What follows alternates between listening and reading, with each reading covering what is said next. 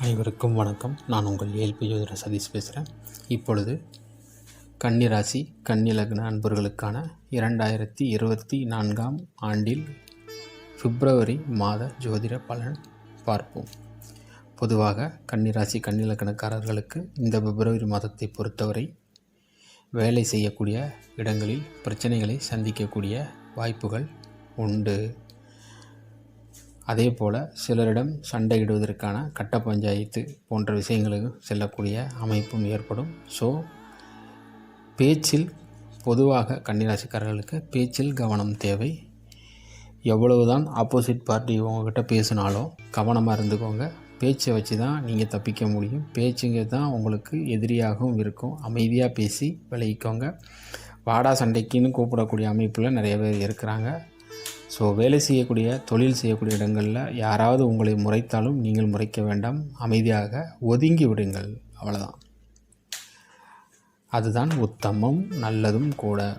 அதே போல் வருமானம் என்பது மனம் விரும்பிய வருமானம் இந்த மாதம் உங்களுக்கு நல்லபடியாக இருக்கிறது.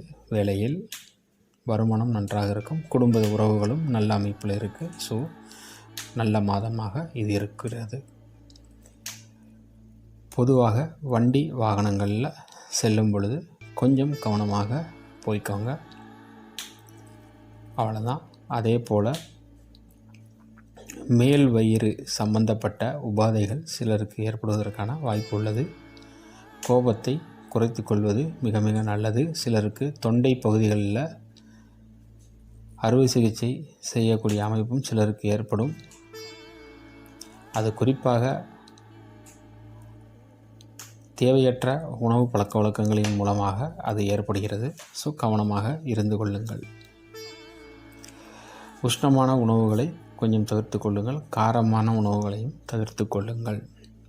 அதே போல் கன்னிராசி அன்பர்களை பொறுத்தவரை தாயிடம்,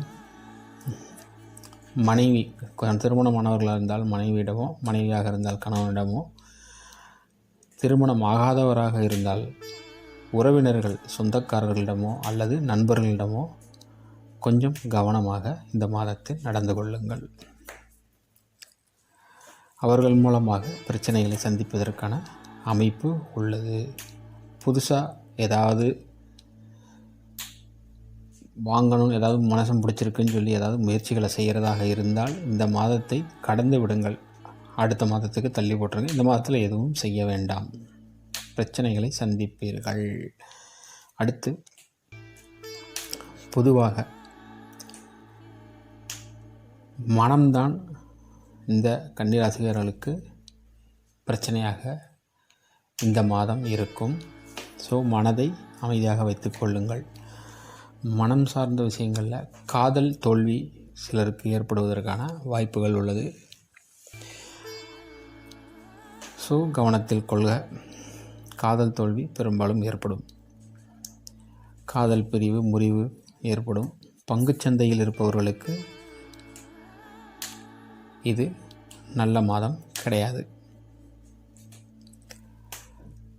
அதே போல் மனதை நன்றாக வைத்து கொள்ளுங்கள். தாய் மாமனிடம் அமைதியாக சென்று விடுவீர்கள். சண்டையிடுவதற்கான வாய்ப்பு தாய் மாமனிடம் நடப்பதற்கான வாய்ப்புகள் உள்ளது. அதே போல்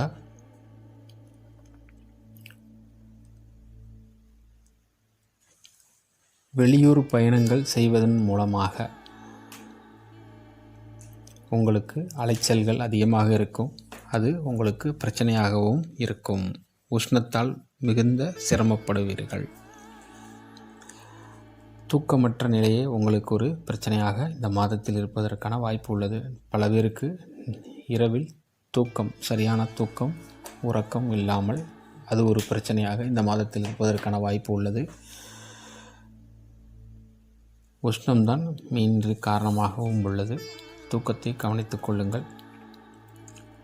அதே போல் மருத்துவம் சார்ந்த விரயங்களும் இந்த மாதத்தில் ஏற்படுவதற்கான வாய்ப்புகள் உள்ளது சிலருக்கு. ஸோ நடை செய்யுங்கள்.